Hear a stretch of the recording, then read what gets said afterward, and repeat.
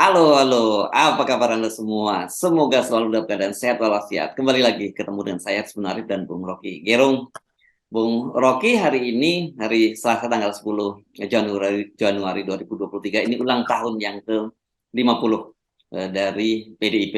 Nah, ini kelihatannya akan dimeriahkan secara besar-besaran karena 25.000 orang diperkirakan hadir, para anggota legislatif dari seluruh provinsi juga diundang. Dan tapi saya lihat sebenarnya peringatan itu, puncak dan peringatan itu sebenarnya sudah lebih awal gitu. Dengan saya menyimak statementnya dari Mbak Puan Maharani yang menyatakan bahwa untuk penundaan pemilu itu tidak masuk akal gitu. Walaupun nanti Pak Jokowi pidato di situ, Ibu Mega pidato di situ, saya kira mungkin gaungnya akan lebih kuat soal ini. Ini dua kali berarti Pak Jokowi dihadang oleh PDIP gitu. Saya kira memang itu poinnya, yaitu kepastian bahwa harus ada pemilu supaya ada peluang historis bagi PDIP untuk menunjukkan bahwa ada kader di dalam partainya. Jadi itu yang sudah kita prediksi dari awal, bahwa pasti PDIP nggak ingin penundaan pemilu, karena penundaan pemilu artinya membatalkan seluruh perencanaan strategis dan bahkan lebih tinggi lagi perencanaan ideologis dari PDIP itu. PDIP sangat percaya diri bahwa dalam keadaan di mana bangsa memerlukan semacam tuntunan uh, arah, PDIP dari awal punya arah yang lengkap yang kita sebut Soekarnoisme.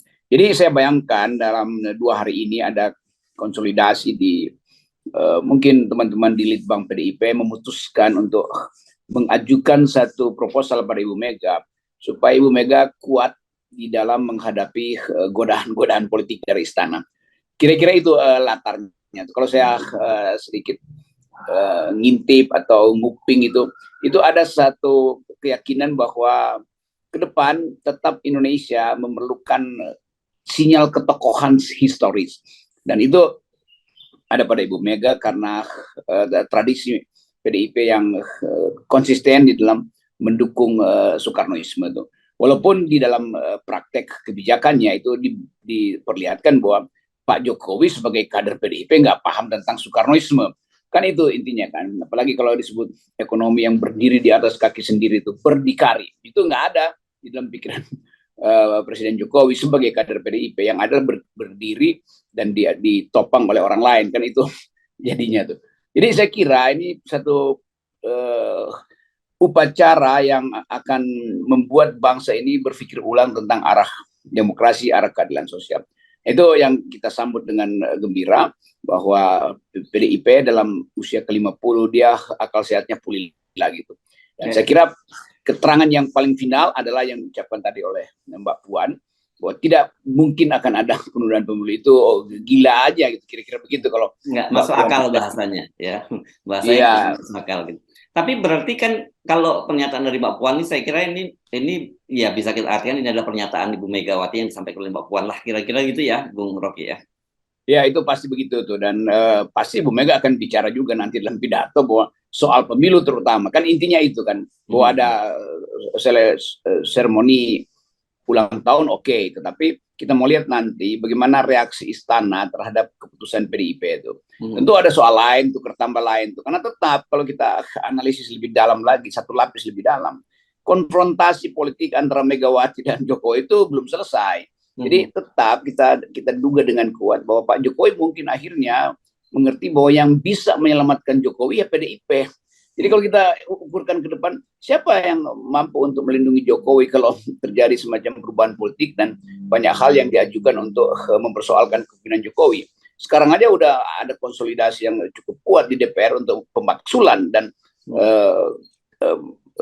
teori pemaksulan itu bukan tidak mungkin terjadi. Dan Pak Jokowi pasti udah dapat sinyal bahwa ada partai-partai yang secara serius menganggap bahwa Jokowi memang melanggar konstitusi. Jadi hal itu kira-kira akan jadi gambaran atau background political setting di dalam pidato nanti. Iya, ya. Jadi artinya sekarang, nah kalau sudah diputuskan bahwa tidak ada penundaan pemilu, berarti baru relevan ya ngomong siapa yang akan jadi calon presiden. Tapi kalau tidak ada keputusan nunda atau tidak, kemudian ngomongin soal pilpres capres ya kan nggak relevan kan? Ya itu intinya. Tetapi tetap Ibu Mega PDIP menganggap bahwa ada tukar tambah untuk menunda pemilu. Tetap itu akan berlangsung tuh. Karena itu Ibu Mega lakukan preemptif tindakan mendahului melalui suara Mbak Puan. Jadi nggak ada relevansinya kalau PDIP bilang kami akan ada kejutan calon presiden. Ya apa kalau penundaan pemilu ngapain loh calon presiden?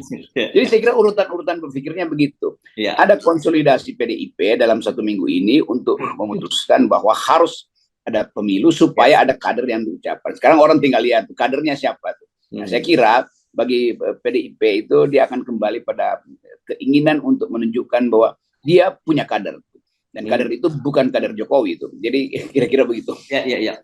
Oke, nah ini tapi saya kira mungkin lebih penting. Bagaimanapun juga kan kalau kita lihat keinginan untuk memperpanjang jabatan dengan menunda pemilu itu kan itu selalu bukan ide yang mati. Kan kita ingat pada episode pertama bulan Februari lalu dimulai dan kemudian bahkan sampai dihadang oleh Ibu Megawati dengan menarik menutup pintu amandemen. Tapi ternyata kemudian masih terus lagi dicoba lagi. Apakah dengan keputusan yang kedua ini menurut Anda masih akan Pak Jokowi dan geng and his gang itu akan tetap mencoba lagi jalan keluar, mencari jalan, mencari celah atau jalan tikus lah gitu kalau sekarang?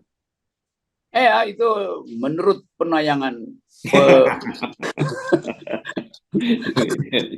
Oke.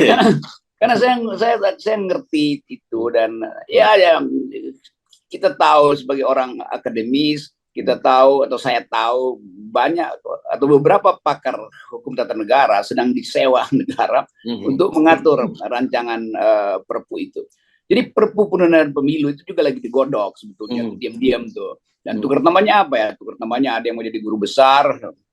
Kalau bantuin bikin proposal dulu, nanti dipercepat guru besarnya. Ada yang mungkin langsung garasinya dibikin lebar karena akan ada mobil baru masuk ke garasinya kan. Kan banyak hukum tata negara yang memang disewa negara. Dan mereka inilah yang sebetulnya membusukkan demokrasi itu. Kalau Pak Mahfud ya udahlah, Pak Mahfud sudah ngaku kalau saya di luar maka saya pasti akan bersama-sama dengan pakar hukum tata negara yang akan anti penundaan tuh, akan anti perpu, tapi saya ada di dalam. Kira-kira itu pikirannya kan. Nah itu yang saya anggap Pak Mahfud dia masih teman berpikir, kendati teman berpikir yang ada di dalam. Bahwa kemudian berselisih dengan Rizal Ramli ya itu hal yang biasa aja sebetulnya tuh. Dan Pak Mahfud kelihatannya terlalu baper. Padahal Rizal Ramli hanya mengganggu kecil gitu. Tapi memang orang yang ada di dalam itu pasti sangat sensitif kan. Jadi saya bisa baca mental atau psikologi Pak Mahfud yang merasa kok gue ditekan terus ya. Padahal gue sebetulnya kaki separuh masih ada di luar loh sebagai akademisi. Ya sinyal-sinyal itu yang memungkinkan kita baca bahwa ketegangan di dalam kabinet juga menimbulkan semacam spekulasi bahwa kalau penundaan itu dipaksakan, maka akan ada beberapa orang di kabinet yang sebetulnya akal sehatnya masih ada, lalu keluar dari kabinet. Jadi akan terjadi semacam koordinasi eksternal internal. Dan yang paling berbahaya adalah kalau koordinasi itu kemudian memberantakkan agenda reformasi dari awal. Jadi kalau balik pada soal tadi, tetap agenda penundaan itu ada. Dan itu yang menyebabkan sebetulnya Puan bereaksi lebih awal. Kalau nggak ada agenda itu, Puan nggak akan sekeras itu ngomongkan. Ibu Mega pasti udah bilang aja tuh, kalau ada penundaan maka kita akan boikot pemilu. Kira-kira begitu. Di dalam pikiran Ibu Mega begitu tuh. Buat apa ada kader PDIP tapi ditunda untuk diuji 3 tahun depan. 3 tahun depan itu udah lain lagi tuh formasi politik nasional. Nah, saya juga mendengar beberapa informasi katanya sebenarnya timetable-nya itu pilihannya antara bulan Maret ini atau kalau enggak mainnya di ujung nanti gitu ya soal perpu penundaan pemilu itu. Tapi saya kira mungkin dengan pernyataan dari Mbak Puan tadi dan persamaan dengan peringatan hari ulang tahun ke-50 ini nggak mungkin terjadi dalam waktu bulan-bulan Maret ini. Mungkin mainnya nanti di ujung gitu sehingga tidak ada ruang manuver lagi yang bisa dilakukan. Ya PDIP ada di dalam kesulitan sekarang karena dia mengajukan satu proposal sistem pencalekan tertutup itu, dan itu menyebabkan partai-partai menganggap bahwa ada tukar tambah dengan presiden, dan orang anggap bahwa kalau begitu PDIP nggak usah diikutkan di dalam proses negosiasi aturan-aturan pemilu karena dia memang menginginkan hanya dia yang boleh muncul sebagai pemenang pemilu kan. Jadi ini juga soal yang juga kemarin kita bahas, ya ada oportunisme juga pada PDIP, juga ada oportunisme pada partai-partai kan. Jadi kalau kita nilai sebetulnya apa yang bagus bagi bangsa ini, ya demokrasi dilanjutkan. Demokrasi dilanjutkan tapi terhambat oleh money politics. Nah kan itu money politicsnya yang harus dihentikan, bukan demokrasinya yang diselewengkan dengan mengabaikan hak rakyat dan langsung kasih blanko kosong pada ketua partai untuk menentukan siapa wakil-wakilnya. Nah, kita mau supaya penguatan politik itu justru tidak memperlemah demokrasi itu. Nah, PDIP kurang mampu membaca itu. Dan orang menganggap ya PDIP kok mau menyelundupkan tokoh-tokoh yang kira-kira bermasalah tapi banyak uang supaya nggak terbaca oleh rakyat, tapi kalau sistem tertutup kan lebih enak tuh. Itu sebetulnya dilemanya tuh. Nah, bagi kita yang masyarakat sipil menginginkan ada keterbukaan politik, dan itu harus dimulai dengan pamerkan siapa yang akan mewakili rakyat supaya rakyat langsung tahu. Jadi sistem terbuka itu diperlukan justru karena demokrasi belum matang. Nanti kalau demokrasi udah matang, partai-partai udah merasa udah di dalam partai kaderisasi udah jalan, gak ada money politik, ya boleh aja orang anggap oke, partai apa sih kalau calegnya itu bersih. Kalau sekarang kebanyakan partai justru mau menyelundupkan caleg-caleg busuk kan itu yang mesti kita curigai. Oke, jadi saya kira sebenarnya ini kalau kita lihat mungkin itu menurut Anda akan dimention tidak soal penundaan pemilu itu oleh Bu Megawati dan Pak Jokowi. Kan ini kan di depan Pak Jokowi ini. Atau sebenarnya jalan keluarnya sudah lah, biar cukup Puan yang menyampaikan sikapnya itu, dan kemudian lebih pada fokus pada seremoni lah 50 tahun ulang tahun PDIP gitu. Saya kira kalimat pertama Ibu Mega soal penundaan pemilu itu karena udah di ubun-ubun itu. Kan nggak mungkin Ibu Mega bukan orang yang mampu berdiplomasi secara tricky itu. Diplomasi Ibu Mega itu selalu terang-terangan. Jadi nggak mungkin Ibu Mega nggak singgung soal ini. Kalau dia nggak singgung itu artinya orang duga Ibu Mega nanti kena sogokan lagi tuh. Karena itu diskuan dulu. Nanti kalau Jokowi artinya nyogoknya lebih gede, maka Ibu Mega bisa batalkan ucapan Puan. Nggak bisa begitu tuh. Jadi Ibu Puan saya kira suaranya awalnya pagi ini melalui Puan itu akan diulangi nanti siang itu secara lebih drastis. Ibu Mega nggak pernah menganggap bahwa orang bisa atur-atur dia tuh. Dan itu yang dibuktikan dalam banyak pertemuan, bahkan di depan Pak Jokowi dulu Ibu Mega nuntut mana 12 kursi itu tuh. Kira-kira begitu kan kementerian tuh.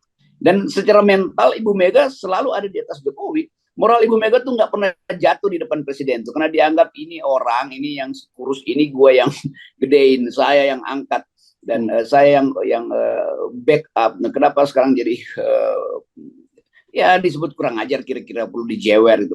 Tetapi kita selalu ingin supaya ada kejelasan sikap PDIP, supaya PDIP itu tumbuh sebagai partai modern dengan basis konvensional, yaitu Soekarnoisme. Jadi Bung Karno mungkin akan bangga sekali kalau PDIP itu tegak lurus dengan prinsip-prinsip kemandirian, prinsip yang disebut berdikari itu, yang tidak tergantung pada oligarki, tidak tergantung pada janji-janji palsu itu. Itu sebetulnya hal yang bagus sekali, yang ya mungkin kita dengar sedikit keterangan dari pidato yang sebetulnya kuliah umum dari Perdana Menteri Malaysia Anwar Ibrahim, yang mengingatkan bahwa masa lalu Indonesia itu penuh dengan orang-orang bagus. Dia sebut banyak nama. Mungkin kita bahas dalam sesi khusus ini. Yes, tapi kira-kira ada bahas nanti sore ya. Oke, sore kita bahas soal pidato Anwar Ibrahim. Ya. Oke, jadi saya kira ini menjadi bermakna sekali ulang tahun ke-50 ini dengan pernyataan sikap yang tadi malam, bukan pagi ini, tadi malam disampaikan oleh Mbak Puan itu ya, Bung Rocky Gerung ya. Ya, itu tadi malam, dan beritanya kemudian diulas oleh banyak komentator pagi ini. Ya. Dan saya kira itu sebenarnya menurut saya salah satu kontribusi Ibu Mega dan PDIP dalam tetap menjaga demokrasi Indonesia ya. Kalau itu yang disampaikan. Betul. Dan kalau pidato nanti Ibu Mega itu terlihat mendua atau ya ada oportunismenya, itu saya bisa pastikan PDIP hilang pengaruhnya nanti. Karena banyak masyarakat kelas menengah dan juga milenial sebetulnya yang menganggap bahwa PDIP ini partai yang bagus. Demikian juga Ibu Mega. Kalau dia bisa tinggalkan satu prinsip, maka PDIP juga akan dihuni kembali oleh anak muda tuh. Kalau enggak, orang akan anggap ya udah, itu artinya apa gunanya. sebuah partai yang didirikan secara kuat, berbasis pada integritas, dan integritas itu ditanamkan di dalam benak kader-kadernya melalui pidato-pidato berapi-api dari pendiri bangsa ini, Bung Karno. Semua orang ingin, kalau saya perhatikan, banyak anak muda sekarang kembali membaca di bawah bendera revolusi. 3 jilid dari pertama yang atau 2 jilid pertama itu sekarang dicari orang di YouTube supaya mau membaca apa yang diucapkan oleh Bung Karno. Nah, Ibu Mega mesti paham bahwa milenials juga paham atau ingin untuk mempelajari sejarah bangsa ini. Nah, kalau PDIP kehilangan semangat itu, ya udah, bangsa ini kehilangan satu fase di dalam sejarah di mana Bung Karno itu betul-betul dianggap sebagai pemimpin dunia dan pemikir ulung di dalam soal global politics. Jadi sekali lagi, Ibu Mega, kita berharap Ibu Mega betul-betul paham bahwa ini partai tetap harus ditumbuhkan. Karena itu marwah partai atau martabat partai harus di atas, harus ada di atas percakapan atau tukar tambah politik di bawah meja. Ya, ya, ya. Oke. Jadi selamat ulang tahun ke-50 PDIP, dan baru benar tahapannya. Tunda dulu, tolak dulu penundaan pemilu, baru ngomongin siapa yang capres yang akan diusung. Jangan dibalik-balik gitu ya. Ya, selamat ulang tahun. Mari kita ikuti pidato Ibu Mega yang harusnya memberi sinyal bahwa demokrasi tidak boleh dibatalkan oleh tukar tambah politik. Yes, oke. Dan kita kawal semuanya tuh. Tetap. Yes, oke. Thank you. Jangan lupa nanti sore kita akan bahas soal pidato dari Anwar Ibrahim ya. Iya, dan itu pidato yang memberi kita kepastian bahwa di Asia ada pemimpin-pemimpin yang bermutu. Yes, oke.